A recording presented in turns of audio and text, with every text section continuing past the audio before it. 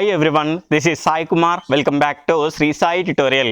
ఈరోజు ఈ వీడియోలో డిఎస్సి ఎస్జిటి తెలుగు మీడియంలో సెకండ్ ర్యాంక్, అదేవిధంగా ఎస్జిటి ఇంగ్లీష్ మీడియంలో థర్డ్ ర్యాంక్ సాధించినటువంటి, అంతేకాకుండా టెట్లో 135 మార్కులు సాధించినటువంటి అనిరుద్ సార్ గారి యొక్క ప్రిపరేషన్ టిప్స్ అనేటివి ఈ వీడియో ద్వారా మీకు అందించడం జరుగుతుంది.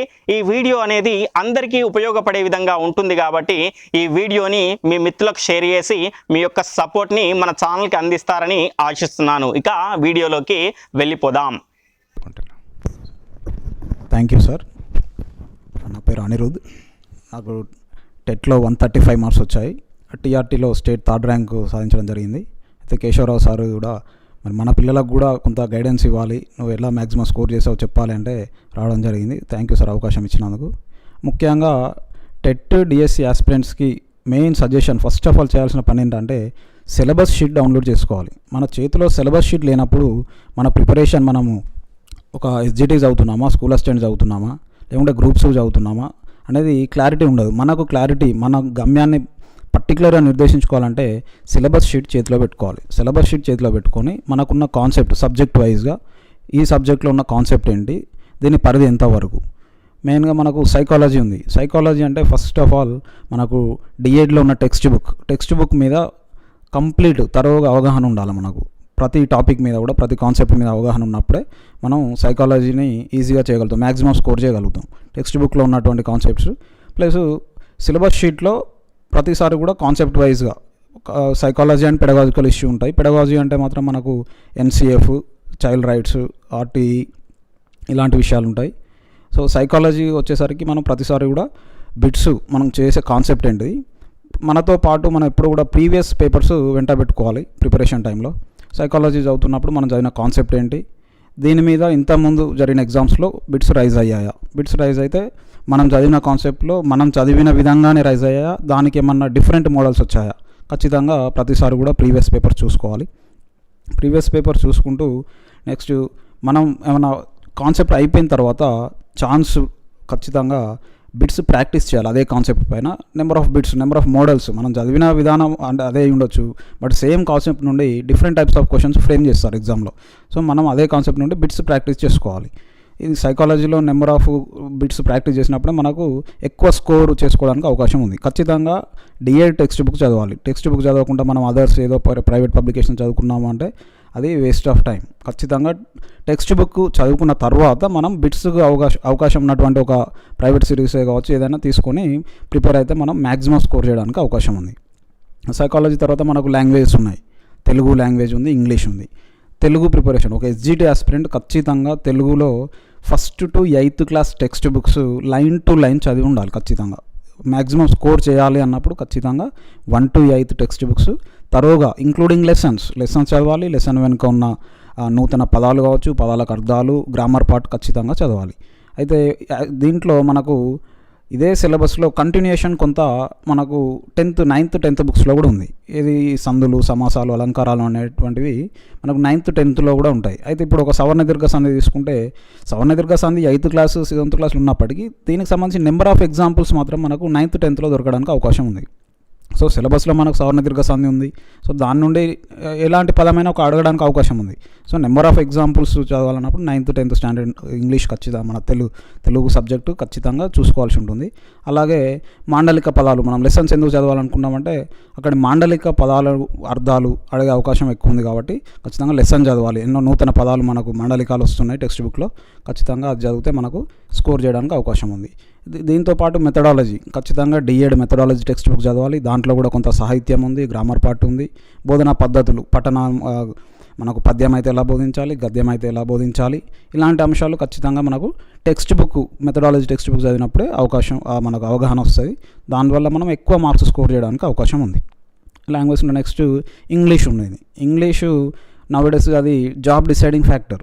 ఇప్పుడు చాలామంది జాబ్ వచ్చినా మిస్ అయినా కూడా ఇంగ్లీష్ స్కోర్ మీద డిపెండ్ అయ్యి నడుస్తుంది. సో చాలామంది ఇంగ్లీష్కు భయపడడం జరుగుతుంది. ఇంగ్లీష్లో ప్రధానంగా ఒక ఎస్జిటి ఆస్పిరెంట్ ఖచ్చితంగా 1 to 8th క్లాసు టెక్స్ట్ బుక్స్లో లెసన్ బ్యాక్ సైడ్ కొంత గ్రామర్ పార్ట్, కొన్ని కొత్త పదాలు ఇవ్వడం జరుగుతుంది. ఖచ్చితంగా చూసుకోవాలి అవి. ఆ లెసన్స్ చదవడం అనేది ఇక మన టైం ఉంటే మాత్రం లెసన్స్ చదివినా కూడా సంతోషమే, మనం స్కోర్ చేయడానికి అవకాశం ఉంటుంది. లెసన్ వెనకాల ఉన్న గ్రామర్ పార్ట్ మాత్రం ఖచ్చితంగా 1 to 8 చూడాలి. ఎందుకంటే మనకు 16 టెట్లో ఒక పదం ఇచ్చాడు, ఒక వర్డ్ ఇచ్చి ఈ వర్డ్ బాడీ పార్ట్స్లో దేన్ని వర్ణించడానికి ఉపయోగపడుతుంది అన్నారు. ఇది ఎక్కడ కోచింగ్లో కూడా మనకు చెప్పలేదు. అది మనకు 6th క్లాస్ టెక్స్ట్ బుక్లో ఉండేది. ఇది మన హెయిర్ని వర్ణించడానికి అయితే కర్లీ హెయిర్, సిల్కీ హెయిర్ అంటామని, స్కిన్ అయితే రింకిల్డ్ అనేసి ఇలాంటి పదాలు వాడతాం. అది టెక్స్ట్ బుక్లో ఇవ్వడం జరిగింది. సో టెక్స్ట్ బుక్స్ వెనుక ఉన్న ఖచ్చితంగా చదవాలి. ఆ గ్రామర్ పార్ట్ కానీ ఏదైనా ఖచ్చితంగా చదవాలి. అలాగే 17 టెట్లో యాడ్జెక్టివ్ ఆర్డర్ అడిగాడు. ఆర్డర్ ఆఫ్ ద యాడ్జెక్టివ్ కూడా మెజారిటీ ఆఫ్ ద కోచింగ్ ఎక్కడ కూడా చెప్పినట్లు లేదు. ఆర్డర్ ఆఫ్ ద యాడ్జెక్టివ్ కూడా మనకు టెక్స్ట్ బుక్ వెనకాలే ఉంది. ఒక 3 యాడ్జెక్టివ్స్ ఇచ్చి ఒక వస్తువును వర్ణిస్తున్నాడు. ఆ యాడ్జెక్టివ్స్ ఏ ఆర్డర్లో పెట్టాలి, ఫస్ట్ ఆబ్జెక్ట్ టైప్ అంటే దాని సైజు, షేప్ అనేసి ఉంటాయి, ఏది ముందు రావాలి అనేసి ఒకటి ఉంది. అది కూడా టెక్స్ట్ బుక్ వెనకాల ఉంది. సో మెయిన్ ఇంగ్లీష్లో మ్యాక్సిమం స్కోర్ చేయాలి. ఇప్పుడు మనం కోచింగ్ పోయినప్పుడు మనకు అంత కొత్తగా అనిపిస్తాయి వాళ్ళు చెప్పేది, ఇది ఎక్కడి నుంచో చెప్తున్నారు అనిపిస్తాయి. కొన్ని విషయాలు వాళ్ళు చెప్పకపోవచ్చు. టెక్స్ట్ బుక్ నుంచి మనకు మ్యాక్సిమం, ఎందుకంటే TET maximum base text books, school text books, academic text books కాబట్టి టెక్స్ట్ బుక్ వెనకాల ఉన్నాయి చదవడానికి ఖచ్చితంగా ప్రయారిటీ ఇవ్వాలి. అలాగే మెథడాలజీ, ఇంగ్లీష్ మెథడాలజీ అంటే చాలామంది భయపడుతున్నారు, కంప్లీట్ ఇంగ్లీష్లో ఉంటుంది కదా అర్థమవుతుందా అని. మనకు అది తెలుగు మెథడాలజీ చదివినప్పుడు లాంగ్వేజ్ ఆల్మోస్ట్ కొంత సారూప్యత ఉంటుంది. కాబట్టి తెలుగు మెథడాలజీ కనుక మనం కంప్లీట్గా అవగాహన చేసుకోగలిగితే దాన్ని మనం ఇంగ్లీష్తో పోల్చుకుంటూ అవగాహన చేసుకోవచ్చు. సో తెలుగు మెథడాలజీ కనుక మనకు కంప్లీట్గా అర్థమైనప్పుడు ఇంగ్లీష్ మెథడాలజీ సారూప్యత చూసుకుంటూ ఖచ్చితంగా దాన్ని మనం చేయడానికి అవకాశం ఉంది. అలాగే నెక్స్ట్ మ్యాథ్స్, చాలామంది భయపడే అవకాశం ఉంది. ఎక్కడ ఇంగ్లీష్ తర్వాత మ్యాథ్స్, ఇవి రెండు కూడా చాలామంది భయపడుతున్నటువంటి అంశాలు. మ్యాథ్స్ కూడా మనకు మెయిన్ ఒక ఎస్జిటి ఆస్పిరెంట్కి 1 to 8 తప్పకుండా. అయితే ఏదో మనం డైరెక్ట్ బిట్స్ ప్రాక్టీస్ చేద్దాం అనకుండా టెక్స్ట్ బుక్ తీసి ప్రతి లెసన్ ముందు కూడా ఇంట్రడక్షన్లో కొంత థియరీ పాటిస్తాడు. మ్యాథ్స్లో థియరీ ఎందుకులే అనుకుంటారు, ఖచ్చితంగా మ్యాథ్స్లో కూడా థియరీ చదవాలి. చదివినప్పుడు దాని నుండే మనకు కాన్సెప్ట్స్ రైజ్ అవుతూ ఉంటాయి. కాన్సెప్ట్ వచ్చేది థియరీ నుండి. సో ఖచ్చితంగా థియరీ చదవాలి. అలాగే ఫార్ములాస్ ఉంటాయి. ఫార్ములాస్ ఉన్నప్పుడు మనం ఆ క్లాస్ చదివి నెక్స్ట్ క్లాస్కి వెళ్ళగానే కొత్త ఫార్ములాస్ వస్తాయి. సో పాత ఫార్ములాస్ మర్చిపోవడానికి అవకాశం ఉంది. సో మనం ఒక పాకెట్ డిక్షనరీ టైప్లో ఒక పేపర్ మీద రాసుకొని ఎల్లబోయేలా మనకు ఎగ్జామ్ వరకు మనం క్యారీ చేయగలిగితే అవి మనకు ఎగ్జామ్ హాల్లో టైం వేస్ట్ కాకుండా ఉంటుంది. మనకు తొందర అవకాశం గుర్తొస్తాయి ఫార్ములాస్. సో మ్యాథ్స్లో గిటాన్ కావాలంటే ఖచ్చితంగా 1 to 8 వరకు ఖచ్చితంగా చేయాలి. అయితే కొంత స్టాండర్డ్ ఈ టాపిక్ సిలబస్ షీట్లో ఏదైతే ఉందో వీటిని 9th 10thలో కూడా టచ్ చేసుకోవాల్సిన అవకాశం ఉంటుంది. 9th 10th క్లాస్లో కూడా ఈ వృత్తాలు ఉంది. వృత్తాలు ఉన్నప్పుడు మనకు 8th వరకు ఏముంది, 9th 10thలో కూడా వృత్తాలకు సంబంధించిన కాన్సెప్ట్స్ ఉంటే చదవాలి. 9th 10th బుక్స్ అంతా చదవాల్సిన అవసరం లేదు. మనకు ఏదైతే సిలబస్ షీట్లో ఉందో సిలబస్ షీట్లో ఉన్నటువంటి అంశాన్ని మనకు 9th 10th వరకు టచ్ అయితే చదువుకోవాలి, అంతే. బుక్ అంతా చదవాల్సిన అవసరం లేదు. నెక్స్ట్ మనం చదివిన కాన్సెప్ట్ మీద బిట్స్ ఖచ్చితంగా ప్రాక్టీస్ చేసుకోవాలి. ప్రీవియస్ పేపర్స్ తీసి మనం చదివిన కాన్సెప్ట్ నుండి ఎలాంటి క్వశ్చన్స్ వచ్చాయి, మనం చదివిన విధంగానే వచ్చినాయా లేకుంటే డిఫరెంట్గా వచ్చినాయా ఖచ్చితంగా చూసుకోవాలి. ఎందుకంటే నెంబర్ ఆఫ్ టైప్స్ సేమ్ బిట్ని 3-4 టైప్స్ అడగడానికి అవకాశం ఉంది. సో మనం దాన్ని కంప్లీట్గా సమగ్రంగా చదివితేనే మనం ఎలా ఇచ్చినా చేయగలుగుతాం. మ్యాథ్స్ తర్వాత ఈవీఎస్ వచ్చేసి ఖచ్చితంగా 1 to 8 వరకు టెక్స్ట్ బుక్ ప్రతి లైన్ టు లైన్ చదవాలి. అలాగే దాంట్లో ఇచ్చిన డయాగ్రామ్స్ కూడా చదవాల్సి ఉంది. డయాగ్రామ్స్ చదవాలని ఎందుకు అంటున్నాం అంటే మనకు లాస్ట్ టైం టెట్లో క్రింది వాటిలో బొరియలలో నివసించే జీవి ఏది అన్నాడు. బొరియలో నివసించే జీవి ఏది అన్నప్పుడు 3rd క్లాస్ బుక్ బిట్ ఏది. 3rd క్లాస్ బుక్లో ఎక్కడ కూడా బొరియలో నివసించే జీవి అని లిఖితపూర్వకంగా లేదు. కింద ఒక చిత్రం ఉంది, దాంట్లో బొరియలో కుందేలు పడుకొని ఉంటుంది. అది అందువల్ల డయాగ్రామ్స్ నుంచి కూడా అడగడానికి అవకాశం ఉంది. అలాగే మనకు 4th క్లాస్ నుండి గిజిగాడు పక్షులలో ఏది గూడు పెడుతుంది, మగపక్షి ఆడపక్ష, ఇలాంటివి ఇచ్చాడు. అంటే 3rd 4th 5th కనుక మనం చదవగలిగితే మెజారిటీ ఆఫ్ ద పార్ట్ మనం స్కోర్ చేయగలుగుతాం. ఎక్కువ ప్రైమరీ లెవెల్ ఖచ్చితంగా లైన్ టు లైన్ చదవాలి. ఈ మెథడాలజీ ఖచ్చితంగా టెక్స్ట్ బుక్ మీద అవగాహన ఉండాల్సిందే. మనకు మెథడాలజీ మీద అవగాహన రావాలంటే ఖచ్చితంగా టెక్స్ట్ బుక్ చదవాలి మనం.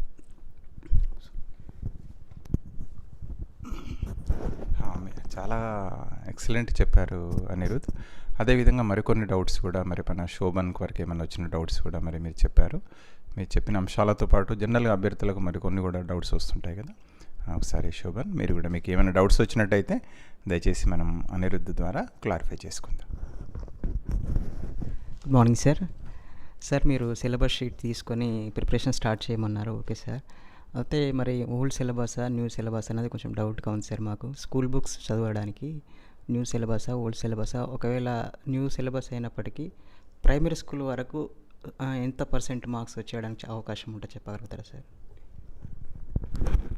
చాలామందికి ఉన్న డౌట్ కూడా ఇదే, కొత్త సిలబస్ చదవాలా పాత సిలబస్ చదవాలా అని. ఇప్పటివరకు జరిగిన టెట్లో అయితే ఏంటి, టీఆర్టీలో అయితే ఏంటి, దేంట్లోనైనా రన్నింగ్ సిలబస్ నుండే మనకు క్వశ్చన్స్ వచ్చాయి. రన్నింగ్ సిలబస్ హై ప్రయారిటీ, మనకు రన్నింగ్ సిలబస్ నుండే క్వశ్చన్స్ వచ్చాయి. ఖచ్చితంగా రన్నింగ్ సిలబస్ బుక్స్ చదవాలి. అయితే మనకు అకాడమీ బుక్స్ కూడా ప్రజెంట్ రన్నింగ్ స్కూల్లో ఏవైతే పిల్లలకు మనం బోధిస్తున్నామో అవి చదవడానికి అవకాశం ఇవ్వాలి. ఎందుకంటే దాని నుండే మనకు బిట్స్ రైజ్ అవుతాయి. సార్ టెట్ ప్రిపేర్ అవుతున్న వాళ్ళు చాలామంది నాలాంటి గ్రామీణ విద్యార్థులు ఉంటారు కదా సార్, వాళ్ళు ఇంగ్లీష్లో చాలా ఇబ్బంది పడుతున్నారు. సో వాళ్ళ కోసం మీరు ఏమైనా సలహాలు ఇవ్వగలుగుతారా? అంటే ఏ విధంగా ప్రిపరేషన్ స్టార్ట్ చేయాలి? టెక్స్ట్ బుక్స్ చదివితే సరిపోతుందా, కోచింగ్కి వెళ్ళాల్సిన అవసరం ఖచ్చితంగా ఉందంటారా సార్?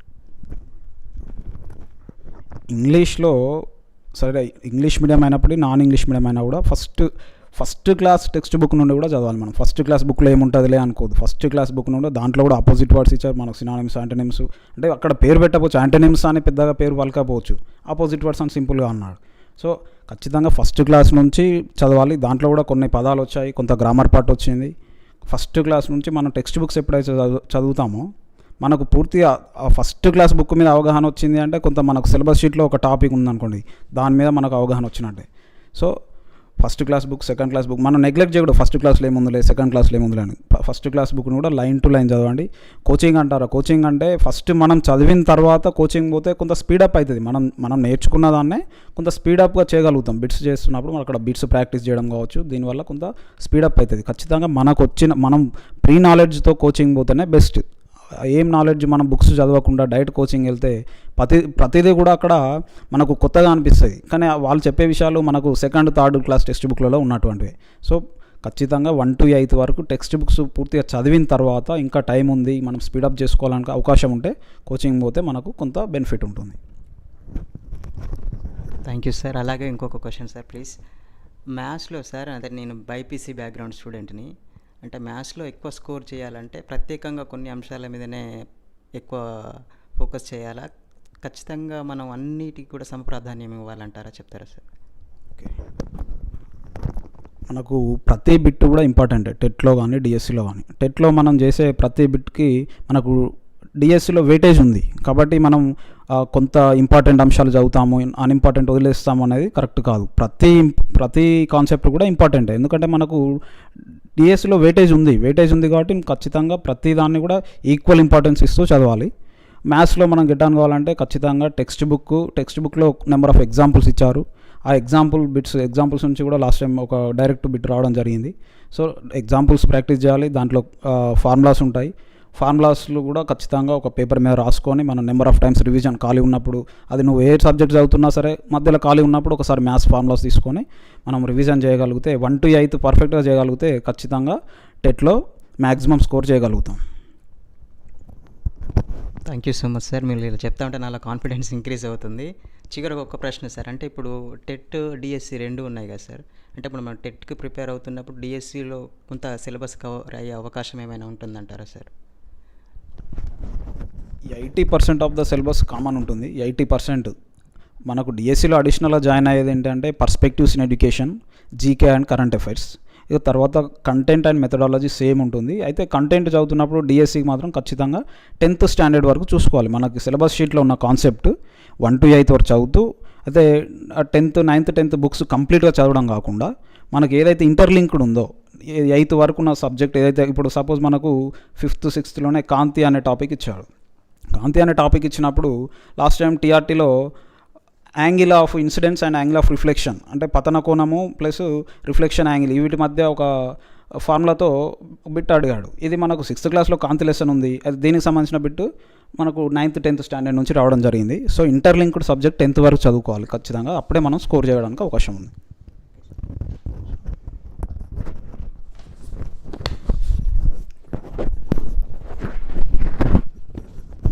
అదేవిధంగా మనకు ఇంతకుముందు మీరు చెప్తున్నట్టు టెట్కు డిఎస్సికి ప్రిపరేషన్ అనేది అంటే మామూలుగా టెట్కు మొదలు కంప్లీట్ చేసుకోవాలన్నా, లేకపోతే డిఎస్సి ప్రిపరేషన్ కూడా ఇప్పుడు కాన్సన్ట్రేట్ చేయాల్సిన అవసరం ఉంటుందా? టెట్కు ఇప్పుడు మొదలు ఎట్లా మీ యొక్క అనుభవాన్ని ఒకసారి షేర్ చేశారు. సో టెట్ డిఎస్సిలో ఆల్మోస్ట్ సేమ్ ఉన్నప్పటికీ సైమల్టేనియస్గా చెప్తే కొంత టైం టేకింగ్ ప్రాసెస్ ఉంటుంది సార్. మనం డిఎస్సిగా టెట్ తర్వాత మనకు ఎలాగూ మళ్ళీ డిఎస్సి ప్రిపరేషన్కి టైం ఉంటుంది, ఖచ్చితంగా టైం ఉంటుంది. So almost 80% of the syllabus common కాబట్టి రిమైనింగ్ 20% మనం తర్వాత చేసుకోవడానికి అవకాశం ఉంది. టెట్లో మనకు వచ్చే ప్రతి మార్క్ కూడా డిఎస్సిలో వెయిటేజ్ ఉంది కాబట్టి ఫస్ట్ టెట్కి ప్రయారిటీ ఇస్తూ టెట్లో మ్యాక్సిమం ఎలా స్కోర్ చేయాలి, సో టెట్ మీద ఫుల్ ఫోకస్గా చదివి తర్వాత మనకు టైం ఎలాగో డిఎస్సికి ఉంటుంది, అప్పుడు ఆ 20% 25% మనం అప్పుడు చదువుకుంటే ఇక్కడ మనం స్కోర్ చేసింది డిఎస్సిలో వెయిటేజ్ వస్తుంది, అలాగే అప్పుడు చదువుకున్నది కూడా మనం డిఎస్సిలో ఎక్కువ స్కోర్ చేయడానికి అవకాశం ఉంటుంది. అదేవిధంగా రెండింటిలో మనకి ఇప్పుడు డిఎస్సికి పోయినట్టయితే జీకే అడిషనల్గా యాడ్ అయిపోతుంది అన్నారు కదా, జీకే ఇంకా మిగతా అయినా కూడా. సో ఏముంటుంది అది ఎట్లా ప్రిపరేషన్ కొంచెం ఏదంటే ఇప్పుడు జీకే ఒక్కసారి వచ్చేది కాదు కదా, కాబట్టి మనకు డిఎస్సికి ఆ జీకే కానీ దానికి సంబంధించిన అంశాలపై ఏమన్నా కొంత వాళ్ళకు మీ అనుభవం ద్వారా కొంచెం చెప్పండి. కరెంట్ అఫైర్స్ కోసం ఖచ్చితంగా మనము డైలీ న్యూస్ పేపర్ చదివితే యూజ్ అవుతుంది సార్. కరెంట్ అఫైర్స్ ఖచ్చితంగా న్యూస్ పేపర్ చదవాలి, అలాగే వీక్లీ మంత్లీ మ్యాగజైన్స్ ఉంటాయి, ఈ షైన్ ఇండియా లాంటి మ్యాగజైన్స్ చదివితే కొంత యూజ్ అవుతుంది. జీకే అంటే కొంత స్టాండర్డ్గా మనం ఆ జీకే అనంతమైంది, మనం ఇదే వస్తుందని చెప్పలేము, బట్ కొన్ని ఉంటాయి దేశాలు రాజధానులు కావచ్చు, దేశాల యొక్క యాంథమ్స్ కానీ వాటి నేషనల్ సింబల్స్ కానీ, మన రాష్ట్రాలు వాటి యొక్క నృత్యాలు, ఇలాంటి బేసిక్స్ ఖచ్చితంగా మినిమం స్టాండర్డ్స్ వీటి మీద అవగాహన ఉండాలి. నెక్స్ట్ మనకు కొంత వరల్డ్ మ్యాప్ మీద ఐడియా ఉంటే కూడా వరల్డ్ మ్యాప్ నుంచి కొంత ఎందుకంటే సముద్రాలు వాటికి సంబంధించినవి కొన్ని అడగడానికి అవకాశం ఉంది. సో జీకే ఎంతైనా అనంతమైనది, బట్ ఇవి బేసిక్స్ స్టాండర్డ్స్ నేర్చుకోవాలి. అలాగే పర్స్పెక్టివ్స్ ఇన్ ఎడ్యుకేషన్ అంటే వివిధ పథకాలు, మనకు విద్యారంగంలో వచ్చినటువంటి వివిధ పథకాలు, వాటి వల్ల వచ్చిన మార్పులు ఏంటి, ఇలాంటి అంశాలు మనకు ఎలిమెంటరీ విద్య 3rd పేపర్ ఉంది, దాంట్లో ఖచ్చితంగా మనకు ఎక్కువ సమాచారం ఇవ్వడం జరిగింది, దానివల్ల యూజ్ అవుతుంది. ఎందుకంటే పర్స్పెక్టివ్స్ ఇన్ ఎడ్యుకేషన్స్ ప్రజెంట్ విద్యలో ఎలాంటి మార్పులు వస్తున్నాయి, టీచర్ పీపుల్ రేషియో ఎలా ఉంది, క్లాస్ రూమ్ ఎలా మెయింటెనెన్స్ జరుగుతుంది, ప్రజెంట్ వచ్చిన లేటెస్ట్ అంశాలు ఏంటి అనేది దాంట్లో మనకు యూజ్ అవుతుంది. అవి నేర్చుకుంటూ పోతే స్కోర్ చేయడానికి అవకాశం ఉంది సార్. ఇంకొకటి అనిరుద్ధ్, ఇప్పుడు చాలామంది ఏంటంటే కొత్త ట్రెండ్ ఒకటి వచ్చింది, బహుశా మరి అది ఎట్లా ఏంది అంటే ట్రై మెథడ్స్ అని వచ్చింది. మరి సార్ ట్రై మెథడ్స్ బుక్స్ కూడా వచ్చినాయి సార్, అది ఒక్కటి చదువుకుంటే సరిపోతుందా? ట్రై మెథడ్స్ బుక్ తీసుకుంటాం, చాలా ప్రైవేట్ పబ్లికేషన్స్కి వెళ్ళి వచ్చాయి మరి అనేది ఈ ప్రశ్న చాలామందిలో వస్తుంది సరిగా. ఎందుకంటే మన తెలుగు అకాడమీ బుక్స్ చాలా పెద్దగా ఉన్నాయి సార్, అవన్నీ చదవాలంటే టైం అవుతుంది కదా, మరి ఓన్లీ ఈ ట్రై మెథడ్స్ ఏమన్నా సరిపోతుందా అనేది అలాంటి మిత్రులకు మీరు ఇచ్చే సలహా ఏంటి? ట్రై మెథడ్స్ అంటే సార్, ట్రై మెథడ్స్ కామన్గా ఉన్నటువంటి అన్ని మెథడ్స్లో కామన్గా ఉన్న అంశాలను మనకు ఇస్తాడు. మనం ట్రై మెథడ్స్ చదివితే ఏమవుతుంది, జస్ట్ అందులో అన్నింటిలో 50% 100% మనం న్యాయం చేయలేము. ఖచ్చితంగా ఒక మెథడాలజీ కంప్లీట్గా చేయాలంటే ఇండివిజువల్గా ప్రతి మెథడ్ కూడా ఇండివిజువల్గా చదివినప్పుడే మనం 100% న్యాయం చేయగలుగుతాం. ట్రై మెథడ్ అంటే కామన్గా ఉన్న అంశాలు అందులో 50% తీసి చేయగలుగుతాం మనం. అది దానివల్ల మనం కొంత స్కోర్ చేయలేకపోయే అవకాశమే ఉన్నది. టైం ఉన్నప్పుడు ఖచ్చితంగా మనకు ఇండివిజువల్గా మెథడ్స్ చదివితేనే బెటరు. అదే టైం చాలా ల్యాకింగ్ ఉందన్నప్పుడు ఇక సరే మనం చాలా ల్యాక్ అయిపోతున్నాం, టైం లేదు అనుకున్నప్పుడు ట్రై మెథడ్ అనేది పాటించాలి. మ్యాక్సిమం ఇండివిజువల్ మెథడ్స్ పాటిస్తేనే మనకు ఎక్కువ స్కోర్ చేయడానికి అవకాశం ఉంటుంది సార్. అంటే జనరల్గా మీరు చెప్తున్న మాటలను బట్టి ఏమనిపిస్తుంది అంటే, సరే ట్రై మెథడ్ కొంత టోటల్ 3 మెథడ్స్లో ఉండే కామన్ ఆస్పెక్ట్ని తీసుకొని అవగాహన ఇప్పుడు ఫర్ ఎగ్జాంపుల్ మనం చెప్పినట్టయితే బోధనా పద్ధతుల్లో టీచర్ సెంటర్డ్, చైల్డ్ సెంటర్డ్ అనేది రెండిట్లో కామన్గా ఉంటుంది. కానీ for example inductive approach, deductive approach అనేది మ్యాథ్స్లో చాలా ఎక్కువగా యూజ్ చేస్తారు కదా.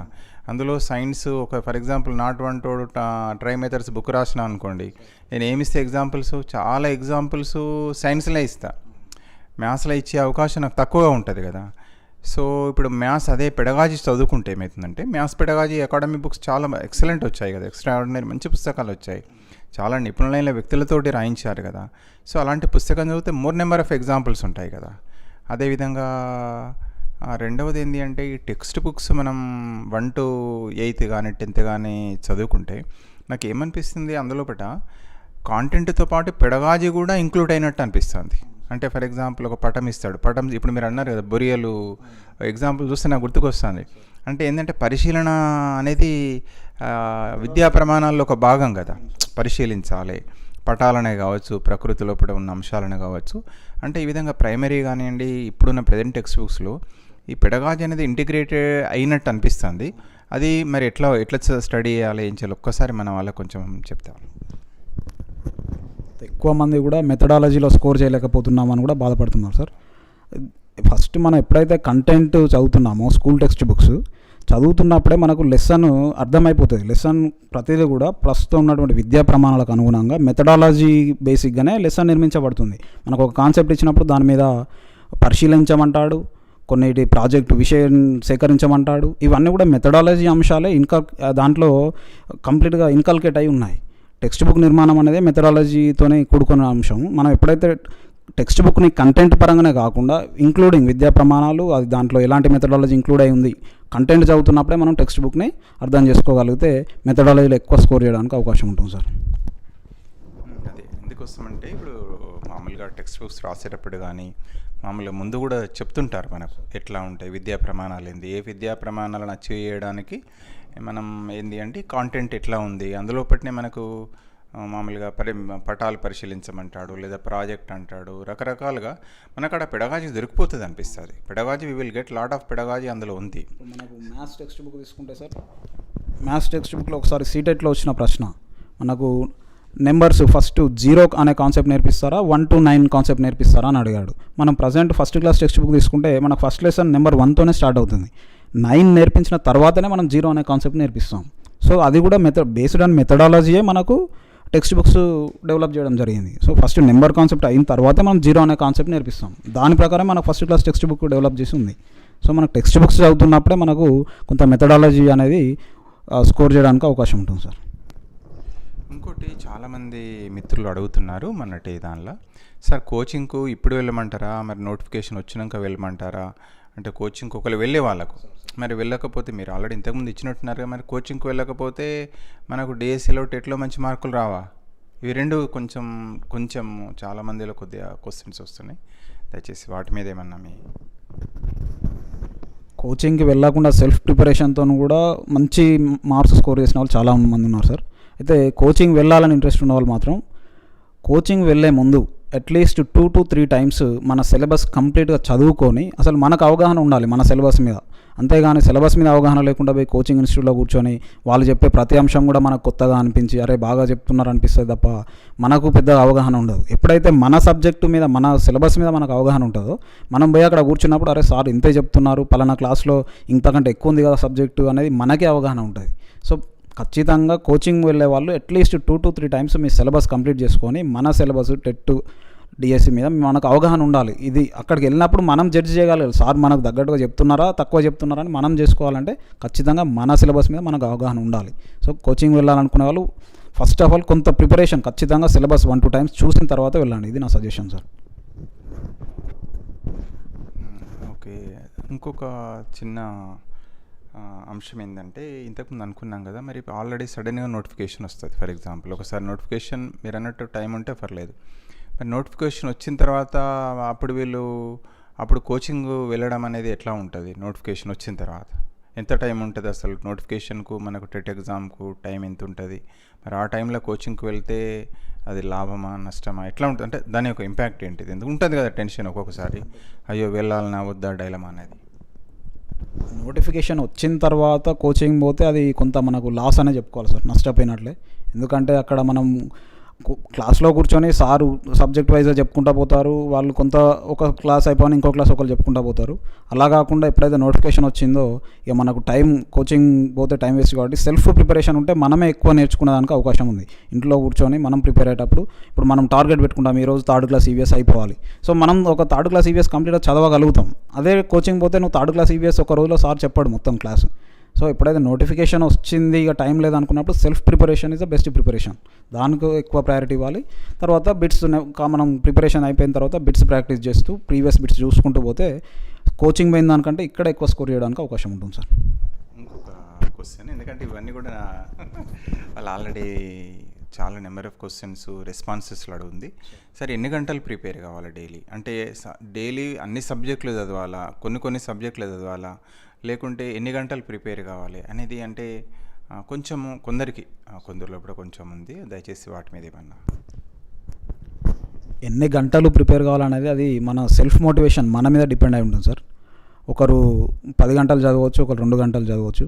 అయితే మన ఇంట్రెస్ట్ కొంత టార్గెట్, ఇప్పుడు మనం ఈ రోజు 4th క్లాస్ ఈవీఎస్ నేను చదవాలనుకుంటున్నాను, అది నేను కంటిన్యూస్గా కూర్చొని చదువుకోవచ్చు, బ్రేక్ తీసుకుంటూ చదువుకోవచ్చు, బట్ టార్గెట్ రీచ్ కావాలి. సో దానికోసము సెల్ఫ్ మోటివేషన్, ఇన్ని గంటలు చదవాలనేది మన ఇంట్రెస్టే. కొందరు ఇప్పుడు మా మిత్రుడు ఒకరు ఉన్నారు, 10th క్లాస్ బయాలజీ అంటేనే నాకు అసలు భయము, అలాంటిది ఒక 2-3 డేస్లో కంప్లీట్ చేసి ఎక్కడ ఏది అడిగినా చెప్పగలిగే స్టేజ్కి వచ్చాడు. సో కొంత మన ఇంట్రెస్ట్, సెల్ఫ్ ఇంట్రెస్ట్, అతని ఇంట్రెస్ట్తో 2-3 డేస్ కూర్చున్నాడు, చదువుకున్నాడు. సో మనం సెల్ఫ్ ఇంట్రెస్ట్, మనం ఎప్పుడైతే మ్యాక్సిమం స్కోర్ చేయాలి, నేను ర్యాంక్ సాధించాలి, జాబ్ సాధించాలి అన్నప్పుడు మనం సెల్ఫ్ ఇంట్రెస్ట్ వస్తుంది, మనం స్కోర్ చేయగలుగుతాం, చదవగలుగుతాం. అది ఎన్ని గంటలు అనేది పర్టికులర్గా మనం చెప్పడానికి లేదు సార్. కొందరు 10 గంటలు చదవచ్చు, కొందరు 5 గంటలు చదవచ్చు, బట్ సిలబస్ మనం ఎంత సమగ్రంగా చదువుతున్నాం అనేది ఇంపార్టెంట్ సార్. అంటే అదేవిధంగా అంటే ఇక్కడ ఏంటంటే మెయిన్ ఇంకొక వరి ఏమనిపిస్తుంది అనిరుద్ధు, చాలామంది ఏం చేస్తారంటే ఎగ్జామ్ టైం వచ్చినాక 12 అవర్స్ 14 అవర్స్ నైట్ అవుట్లు కూడా చేస్తుంటారు. మరి అదే అట్లాంటి మిత్రులకు ఏమి సలహా ఇస్తారు? అనవసరంగా నైట్ అవుట్లు చేసుకొని ఆరోగ్యం పాడు చేసుకొని తీరా ఎగ్జామ్ హాల్లోకి పోయినాక మనం వామిటింగ్స్ చేయడము, హెల్త్ పాడు చేసుకోవడం, తీరా ఎగ్జామ్ ముందు రోజు హెల్త్ పాడు చేసుకోవడం అనవసరం. మనం ఎగ్జామ్ దగ్గర రాకముందు ఫస్ట్ నుంచే కొంత ఎక్కువ టైం కేటాయించుకొని చదివితే లాస్ట్కి మనకు కంప్లీట్గా టైం మిగిలిపోతుంది. దానివల్ల మనం రివిజన్ చేసుకోవచ్చు. రివిజన్ అవ్వడం వల్ల మనకు కాన్ఫిడెన్స్ వస్తుంది. ఎంత కాన్ఫిడెన్స్ లెవెల్ మనం పెరిగితే అంత ఈజీగా మనం ఎగ్జామ్ రాయగలుగుతాం. సో నైట్ అవుట్లు చేయాల్సిన అవసరం లేదు, నైట్ అవుట్ చేసి ఎగ్జామ్ మనం హెల్త్ పాడు చేసుకోవాల్సిన అవసరం లేదు. ఖచ్చితంగా ముందే మనం మంచిగా ప్రిపేర్ చేసుకొని ఒక ప్లాన్ ప్రకారం వెళ్తే మనం గెట్ ఆన్ అవ్వడానికి అవకాశం ఉంటుంది sir. Thank you Anirudh, thank you very much. ఎందుకంటే చాలా అంశాల్లో క్లారిఫికేషన్స్ వచ్చాయి. మిత్రులందరికీ మరొకసారి విజ్ఞప్తి, మనం ఏం చేద్దామంటే మళ్ళీ అనిరుద్ధ్ మిత్రుల్ని మీరు ఒకసారి చూసిన తర్వాత మళ్ళీ నెక్స్ట్ అవకాశం అంటే సండేను ఒక రోజు మనం టైం కూడా మీకు చెప్తాం, లైవ్లో కూడా వారిని తీసుకొని ఇంకేమైనా మీకైనా డౌట్స్ ఉన్నట్టయితే తప్పనిసరిగా వారి ద్వారా మనం క్లారిఫికేషన్ తీసుకునే ప్రయత్నం చేద్దాం. మిత్రులు చెప్పినట్టు చాలా అంశాల లోపల మనకు వారు క్లారిటీ ఇచ్చే ప్రయత్నం చేశారు. కానీ ఒక 2 అంశాలను మరొకసారి మీ తరఫున అడిగే ప్రయత్నం చేస్తాను. ఇప్పుడు ఎందుకంటే ఇంతకుముందు ఆల్రెడీ అడిగారు మిత్రుడు శోభన్. అయితే ఇప్పుడు మ్యాథ్స్ ఉంది కదా, మీరు అప్ టు 8th వరకు చదవాలన్నారు. ఇప్పుడు నిజంగా నేను బైపీసీ, నేను కూడా బైపీసీ బ్యాక్గ్రౌండే, నాకు లెక్కలంటే మహాభయం. ఇప్పుడు 8th క్లాస్ అంటే మరి అసలు అంటే 8th క్లాస్ వరకు అనేసరికి కొంచెం వరి ఉంటుంది కదా. మరి ప్రైమరీ వరకు అయితే నేను చేయగలుగుతాను అనుకుంటా, ప్రైమరీ వరకు అయితే ఓకే కెన్ డూ సంథింగ్ అని అనిపిస్తుంది. అయితే క్వశ్చన్స్ కూడా మనకి ఎట్లా ప్రైమరీలో ఎట్లా ఎక్కువ వస్తాయా, లేకపోతే 6th 7th వెళ్ళి వస్తాయా, లేకుంటే మీరు చెప్పినట్టు 8th ఎట్లా వస్తుంది? ఆ క్వశ్చన్స్ వచ్చే ప్యాటర్న్ తెలిస్తే కొంచెం ఇంకా నాకు కొద్దిగా హెల్ప్ అవుతుందేమో ప్రిపరేషన్లోనే అనిపిస్తుంది. మెజారిటీ ప్రైమరీ లెవెల్కి ఎప్పుడైనా మనకు ఇంపార్టెన్స్ సార్. ప్రైమరీ నుంచే ఈవీఎస్ తీసుకున్నా కానీ ఇది తీసుకున్నా ఖచ్చితంగా ప్రైమరీ నుంచి at least 55 to 60% of the questions వస్తున్నాయి సార్. అయితే మ్యాథ్స్ వచ్చేసప్పటికి మనకు ప్రైమరీతో పాటు అట్లీస్ట్ 6th వరకు కొంత పోతే 60-70% కవర్ అవుతుంది. 7th 8thలో మనకు 10-20%, జస్ట్ 5% మాత్రమే మనకు 9th 10th బుక్స్ నుంచి టెట్లో రావడం జరుగుతుంది. ఖచ్చితంగా ప్రైమరీ లెవెల్లో ప్రిపేర్ అయితే మ్యాక్సిమం స్కోర్ చేయగలుగుతాం sir. Primary level important sir. ఖచ్చితంగా ప్రైమరీ లెవెల్లో ప్రతి కాన్సెప్ట్ మీద అవగాహన ఉండాలి, మనం ప్రాక్టీస్ చేయాలి. అయితే ప్రైమరీ లెవెల్ ఇచ్చిన కాన్సెప్ట్ పర్టికులర్గా హెడ్డింగ్ పెట్టి ఇవ్వకపోయినా కాన్సెప్ట్ మాత్రం దాంట్లో ఉండింది అట్లా, కాబట్టి ఖచ్చితంగా ప్రాక్టీస్ చేయాలి సార్. ఒకటేమో ఇది మ్యాథ్స్ గురించి, అదేవిధంగా శోభన్ మిత్రులు ఇంతకుముందు కూడా అడిగారు. అయితే ఇంగ్లీష్లో చాలా వరకు స్కోరింగ్ తక్కువ ఉంటుంది అన్నట్టు అనిపిస్తుంది, చాలామంది చెప్తున్నారు. అంటే గ్రామర్ పార్ట్ ఎక్కువ ఇస్తారు.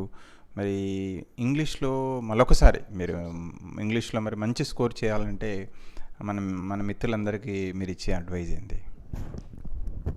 ఇంగ్లీష్లో స్కోర్ చేయాలంటే ఖచ్చితంగా ఫస్ట్ ఆఫ్ ఆల్ టెక్స్ట్ బుక్లో మనకు లెసన్ వెనుక ఉన్న దాని మీద, ఎందుకంటే మనకు టెక్స్ట్ బుక్కే ఆధారం, మనకు టెట్కి కానీ డిఎస్సికి కానీ టెక్స్ట్ బుక్సే ఆధారం కాబట్టి ఖచ్చితంగా టెక్స్ట్ బుక్ నుంచే ఇస్తాడు. అయితే అది మనం చదవకపోవడం వల్ల ఇది అవుట్ ఆఫ్ సిలబస్ అనో లేకుంటే ఎక్కడి నుంచో ఇచ్చిండు అనుకుంటామని ఇంగ్లీష్ బుక్లో కూడా క్లాసు లెసన్ వెనుక ఉన్న దాని నుండి మ్యాక్సిమం వస్తున్నాయి. ఖచ్చితంగా అది చదవాలి. దాంతోపాటు బిట్స్ ప్రాక్టీస్ చేసుకోవాలి. మనకు ఎందుకంటే టైప్స్ అదే సేమ్ టైప్ ఆఫ్ కాన్సెప్ట్ మీద డిఫరెంట్ టైప్స్ ఆఫ్ క్వశ్చన్స్ వస్తాయి. సో అది మోడల్ మారుతుంది కానీ కాన్సెప్ట్ మారదు. సో కాన్సెప్ట్ మనం నేర్చుకోగలిగితే స్కోర్ చేయగలుగుతాం. ఇంగ్లీష్లో స్కోర్ చేయాలంటే ఖచ్చితంగా టెక్స్ట్ బుక్స్ చదవాలి. టెక్స్ట్ బుక్స్లోనే ఇప్పుడు ఇంకా కొత్త టెక్స్ట్ బుక్లో చాలా స్టాండర్డ్ ఉంది, అంతకంటే ఎక్కువ అడగడానికి అవకాశం లేదు. టెట్ డిఎస్సిలో ఖచ్చితంగా టెక్స్ట్ బుక్స్ చదవండి. ఆ తర్వాత అవకాశం ఉంటే మనకు ప్రాక్టీసింగ్ బిట్స్ తీసుకొని ప్రాక్టీస్ చేయండి. బిట్స్ ప్రాక్టీస్ చేయడం వల్ల ఎక్కువ స్కోర్ అవడానికి అవకాశం ఉంది sir. Okay, thank you Anirudh, thank you very much. Shobhan మీకు కూడా ధన్యవాదాలు. ఎందుకోసం అంటే మన కోసం మిత్రులు వేరే దూరంకి వెళ్ళి వాళ్ళ ప్లాన్ చేసుకొని నిన్నటికెళ్ళి ప్లాన్ చేసుకొని ఇవాళ సార్ నేను మార్నింగ్ రీచ్ అవుతాను తప్పనిసరిగా అని చెప్పారు. అదేవిధంగా వచ్చారు. వచ్చి మనకు కొన్ని డౌట్స్ అన్నీ కాకపోవచ్చు వారికి ఉన్న పరిధి లోపల తీర్చే ప్రయత్నం చేశారు. అందుకు హృదయపూర్వకంగా మనందరి తరఫున మరొకసారి అనిరుద్కు ధన్యవాదాలు తెలియజేస్తూ దయచేసి మరొకసారి మీ అందరికీ విజ్ఞప్తి, ఛానల్కు తప్పనిసరిగా సబ్స్క్రైబ్ చేయండి. అదేవిధంగా రెండవది ఏంటంటే మన ఛానల్లో ఆల్రెడీ ఒక 50 వీడియోస్ అప్లోడ్ చేయడం అనేది జరిగింది. సైకాలజీలో లెర్నింగ్ చాప్టర్లో దాదాపు కంప్లీట్ చేసాం, దాదాపు 10-12 వీడియోస్ ఉన్నాయి. అదే రకంగా మిగిలిన టాపిక్స్లో కూడా అప్లోడ్ చేశాము. దయచేసి మీకు మన డిఎడ్ పిల్లలు కానీ డిఎడ్ అభ్యర్థులు కానీ బిఎడ్ వాళ్ళకు కూడా ఇవి సహాయపడతాయి. సో మరొకసారి మనందరి తరఫున అనిరుద్కు ధన్యవాదాలు తెలియజేస్తూ మీరందరూ కూడా మంచిగా ప్రిపేర్ కండి, టెన్షన్ ఏం పెట్టుకోకుండా. వెరీ సింపుల్ థింగ్, ప్రైమరీ చిన్న పుస్తకాలే కదా, అరే వాటిని మనం చదువుకోవడం. ఆల్రెడీ అనిరుద్ధ్ చెప్పారు, మనకు చాలా క్లారిటీగా చెప్పారు. ప్రైమరీ టెక్స్ట్ బుక్ మనకు లైన్ టు లైన్ చదవమంటున్నారు, వర్డ్ టు వర్డ్ చదవమంటున్నారు. అదేవిధంగా పటాలను కూడా చదవమంటున్నారు, వెనుక ఉన్న గ్రామర్ను కూడా చూసుకోమంటున్నారు.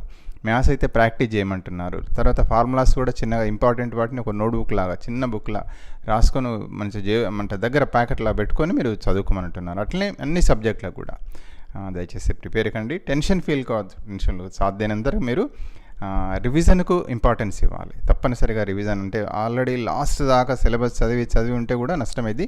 ఇది ఒక అంశంలో అడుగుతాను మళ్ళీ ఫైనల్గా ఒక చిన్న వర్డ్. అనిరుద్ధ్ మీరు అంటే బహుశా ఎన్నిసార్లు రివిజన్ చేస్తారు, ఎన్నిసార్లు? నేను కూడా ఇంకొకటి అది అడుగుదాం అనుకున్నాను. సైకాలజీ పుస్తకం ఉంది కదా, అసలు మీరు ఎన్నిసార్లు చదివారు? తర్వాత మిగతా బుక్స్ కూడా ఎన్నిసార్లు చేస్తుంటారు? ఒక్క మాట దయచేసి మన వాళ్ళకి సహాయపడుతుంది. అంటే ఒకసారి చదివితే సరిపోద్దా, ఎన్నిసార్లు చదవాలి అనేది ఒక చిన్న హెల్ప్ అవుతుంది ప్లీజ్. సైకాలజీ టెక్స్ట్ బుక్ మేము డిఎడ్లో ఉన్నప్పటి నుంచే చదివాం సార్. ఎగ్జామ్ అయిపోయేటప్పటికి అట్లీస్ట్ దాన్ని 10 to 12 టైమ్స్ అయిపోయింది. ప్లస్ అకాడమిక్ బుక్స్ వచ్చేసరికి స్కూల్ బుక్స్ ప్రిపేర్ అవ్వడము, ప్లస్ ఓన్ నోట్స్ కూడా ప్రిపేర్ చేసుకోవడం జరిగింది సార్. రివిజన్ ఈజీగా జరగడానికి ఓన్గా సెల్ఫ్ నోట్స్ ఉన్నది. అలాగే అకాడమిక్ మన మెథడాలజీ టెక్స్ట్ బుక్స్ కూడా ఒక్కొక్కటి ఈజీగా 5 to 6 టైమ్స్ చదివాము. ఖచ్చితంగా అట్లా చదివినప్పుడే మనకు పూర్తి అవగాహన వచ్చింది. దానివల్ల మెథడాలజీ ఈజీగా జరిగిపోయింది సార్. సో మెయిన్గా టెక్స్ట్ బుక్స్ ఖచ్చితంగా చదవాలి.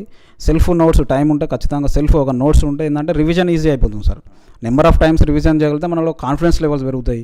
కాన్ఫిడెన్స్ లెవెల్స్ మనకు ఎప్పుడైతే కాన్ఫిడెన్స్ వస్తుందో ఇంకా స్కోర్ ఎక్కువ చేయడానికి అవకాశం ఉంటుంది సార్. సో రివిజన్ ప్రయారిటీ ఇవ్వండి ఫస్ట్ అన్నీ సార్. థ్యాంక్ యూ అండి, thank you very much. So తెలుసుకున్నారు కదా, తప్పనిసరిగా బుక్స్ ఎన్నిసార్లు వీలైతే అన్నిసార్లు చేయాలని చెప్తున్నారు. రివిజన్ అనేది ఒకసారి చదివినాం కదా అనేది కాదు, మళ్ళీ చదవాలి. అంటే ఫస్ట్ టైం ఎక్కువ టైం తీసుకుంటుంది కావచ్చు, మీకు తెలిసిందే. తర్వాత టైంలో వాటి ఇట్లా బుక్ చూస్తేనే అందులో టాపిక్ వస్తుంది, టాపిక్లో ఏముందో కూడా తెలుస్తుంది. మరొకసారి మీ హృదయపూర్వకంగా మీ అందరికీ మంచి జరగాలని కోరుకుంటూ thank you very much Anirudh. తర్వాత మీ అందరికీ మీకు చాలా హృదయపూర్వక ధన్యవాదాలు. అదేవిధంగా శోభన్ మీకు కూడా ధన్యవాదాలు. అందరికీ థ్యాంక్ యూ వెరీ మచ్.